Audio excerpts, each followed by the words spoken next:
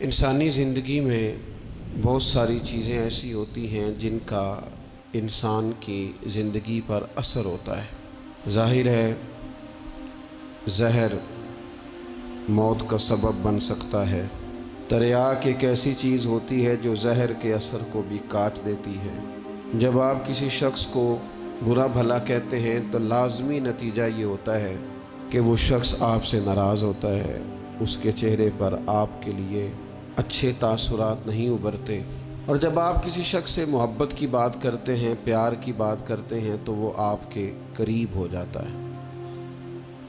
آپ نے اگر کسی شخص کو مکہ دکھایا تو ظاہر ہے اسے غصہ آئے گا، لیکن اگر آپ نے کسی کو نظر جھکا کے محبت سے سلام کیا ہے تو یقیناً اسے آپ سے محبت ہوگی، آپ پہ پیار آئے گا۔ انسان کے اعمال کا اس کی زندگی پر اثر پڑتا ہے۔ ہمارے جو روزمرہ کے معاملات ہوتے ہیں، اگر وہ صالحیت والے ہوں، نیک ہوں، اچھے ہوں تو وہ ہماری زندگی پر اثر چھوڑتے ہیں۔ اس سے ہماری زندگی خوبصورت ہوتی ہے، معنی خیز ہوتی ہے، ٹھنڈی ہوتی ہے، راحت والی ہوتی ہے۔ اور ہمارے اعمال اگر بد ہوتے ہیں، برے ہوتے ہیں تو اس کا لازمی نتیجہ یہ نکلتا ہے کہ ہماری زندگی سے سکون چلا جاتا ہے، آزمائشیں، پریشانیاں، تکالیف، دکھ بڑھ جاتے ہیں۔ قرآن مجید فرقان حمید نے ان دونوں عنوانات کو بیان کیا، فرمایا کہ من عمل صالحا من ذکر او انثی، جو بھی نیک عمل کرے، چاہے مرد ہو چاہے عورت ہو، وہو مؤمن، ہو وہ مومن، فلنحیینہ حیاتا طیبہ، ہم ضرور اسے پاکیزہ زندگی عطا فرمائیں گے۔ اگر نیک اعمال کرو گے تو شرط ایک ہی ہے کہ مومن ہو، باقی مرد ہو یا عورت ہو یہ کوئی شرط نہیں۔ اگر نیک اعمال کریں گے تو فَلَنُحْيِيَنَّهُ حَيَاةً طَيِّبَةً، پھر ہم پاکیزہ زندگی اس شخص کو نوازیں گے۔ مسند امام احمد بن حنبل میں حضرت ابو ہریرہ رضی اللہ تعالیٰ عنہ سے مروی حدیث موجود ہے، نبی اکرم صلی اللہ تعالیٰ علیہ وسلم نے ارشاد فرمایا کہ رب کریم فرماتا ہے اگر میرے بندے کریں میری فرما برداری تو میں رات کو ان پر بارش برساؤں گا، دن کو سورج طلوع کروں گا، اور کبھی انہیں کڑک کی آواز بھی سنائی نہیں دے گی، آواز بھی کبھی ان کے قریب نہیں آئے گی کڑک کی۔ اگر میری فرما برداری کریں تو میں ان کے لیے آسانیاں کر دوں گا، رحمت ہو جائے گی بندوں۔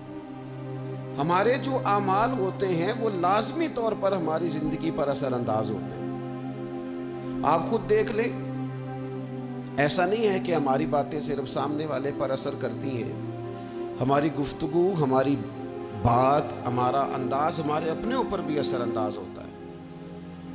آپ کوئی کسی کو ہنسانے والی بات کرنا چاہ رہے ہیں اور آپ نے گفتگو چھیڑی ہے، کوئی بات ایسی ہے جس میں کوئی ایسی بات ہے جس میں لوگ ہنسیں گے، کوئی لطیفہ ہے، کچھ ایسا ہے، تو وہ بات ابھی آپ نے سنائی نہیں، ابھی وہ آپ کے ذہن میں ہے، آپ سنانا چاہ رہے ہیں، لیکن اس کو سوچ کر آپ ہنسنا شروع کر دیتے ہیں۔ اور بہت سارے لوگ ایسے ہوتے ہیں جو بات کر ہی نہیں پاتے، ہنس ہنس کے لوٹ پوٹ ہوتے رہتے ہیں۔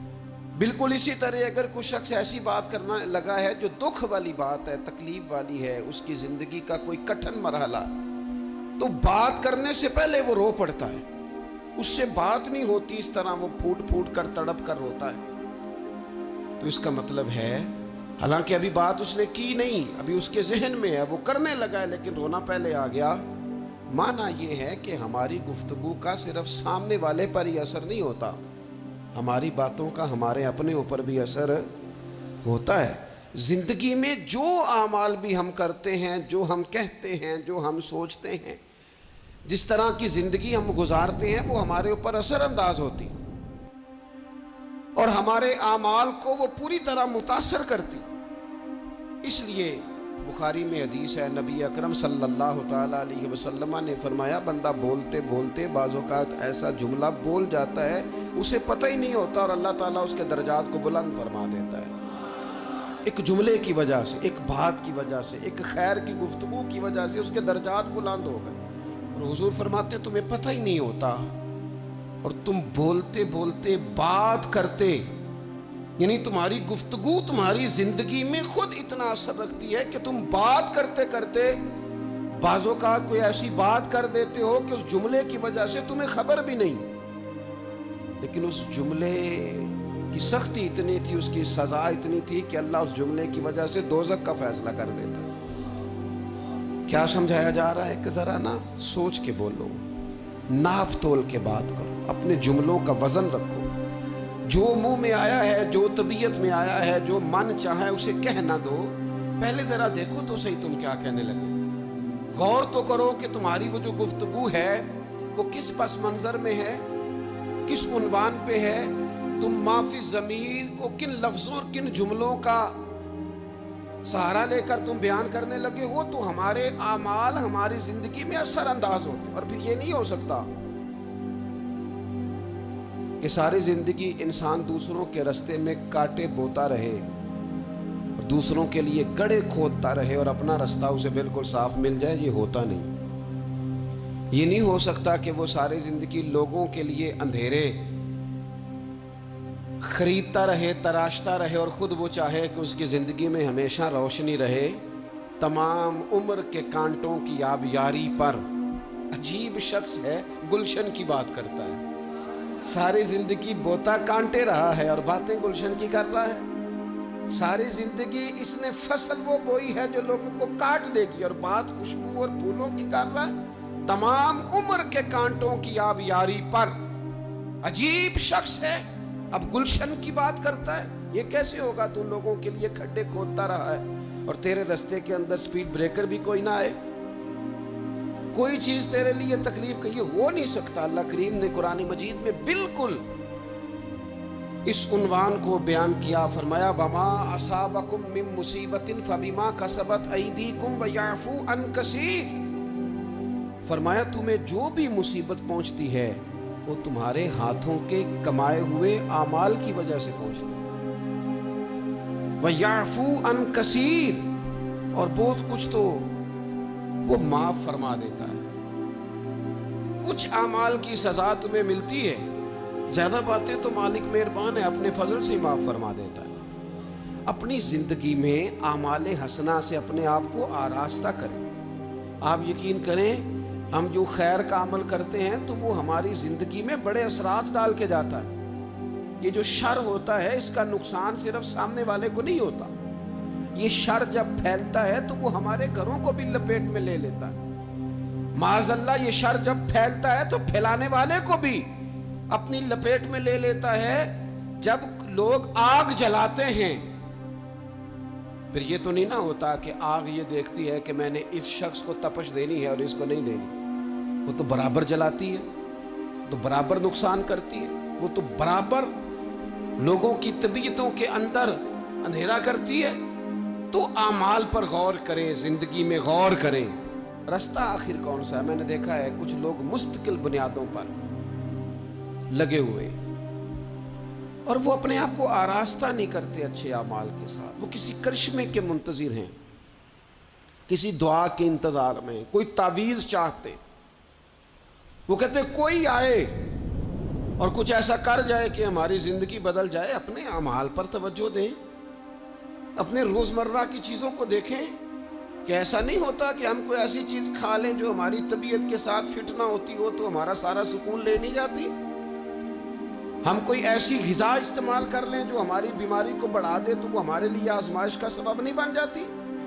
तो भाई हमें उन गलतियों का भी पता होता है कि जो गलतियां हम करते हैं तो हमारी जिंदगी बेचैन हो जाती है। हमें उन खताओं का पता है कि जिन खताओं की वजह से हमारे लिए बहुत तकलीफ और बहुत आजमाइश हो जाती है, ये किसी को कम पता होता है। वो मैंने किसी से एक लफ्ज़ सुना था, मेरे जहन में रह गया। किसी सियाने ने कहा था बंदा अपना आप डॉक्टर होता है, बंदा अपना आप तबीब होता है, बंदा अपना आप ही हकीम होता है। उसे पता होता है इस चीज़ से तबीयत ठीक होती है, इस चीज़ से तबीयत ख़राब होती है। वो खुद जाके डॉक्टर को बता रहा होता है, वो मैं ज़रा बद परहेज़ी कर बैठा हूँ। ओ भाई तू नेकी और बदी के मामले में भी अपना डॉक्टर बन, गौर कर। किसी को पता नहीं तेरे बारे में, पता हो कि ना हो, तुझे तो पता है ना सारा। दूसरों की गलतियों का शक होता है, अपना तो बंदे को पक होता है। ते पता सारा है सरदार नू कीतियां दा। اسے ساری خبر ہے، من نانم کے من دانم، یہ ساری زندگی اپنی کوتاہیاں دوسروں پہ ڈالے، یہ دوسروں کو اپنی غلطیوں کا ذمہ دار بنائے، یہ پیچھے رہنے کی وجہ کسی اور کو قرار دے، اس کی مرضی ہے، جان چھڑانا چاہ رہا ہے۔ ورنہ یہ یاد رکھیے کہ انسان کو خبر ہوتی ہے کہ میری زندگی کے اندھیروں کا سبب کیا ہے، اسے پتہ ہوتا ہے کہ یہ جو عمارت انکمپلیٹ رہ گئی ہے تو میں کہاں سست ہوا تھا تو رہ گئی۔ جس طرح اعمال حسنہ، میں نے دونوں مقام قرآن مجید کے آپ کے سامنے رکھے، جس طرح اعمال حسنہ نور پیدا کرتے ہیں، جس طرح نیکی زندگی میں سرور لاتی ہے۔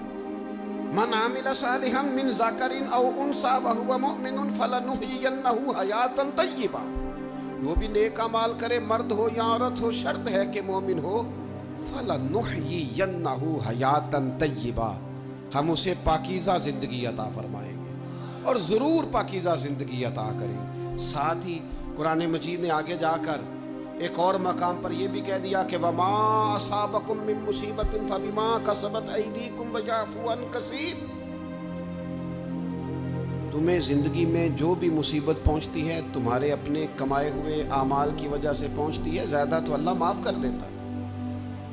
اور نبی پاک صلی اللہ تعالیٰ علیہ وسلم نے ان الفاظ کے ساتھ اس مضمون کو بیان کیا، فرمایا نیکی وہ ہے جو تیرے دل کو سکون عطا کرے۔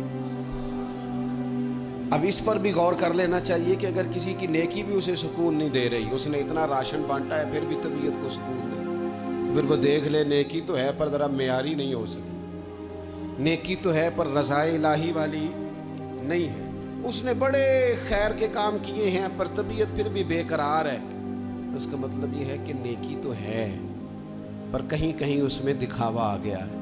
حضور فرمانے لگے نیکی وہ ہے جو تیرے دل کو قرار عطا کرے، اور فرمایا گناہ وہ ہے، بدی وہ ہے جو تیرے دل میں کھٹکے اور تو اس بات سے ڈرے کہ کہیں لوگوں کو پتہ نہ چل جائے، وہ بدی ہے، وہ شر ہے، وہ خوف ہے۔ یہ بڑی عقل کے قریب تعریف ہے نیکی اور بدی کی، اگر سمجھ میں آئے۔ یہ جو نیکیاں ہیں یہ طبیعت کو ٹھنڈا کرتی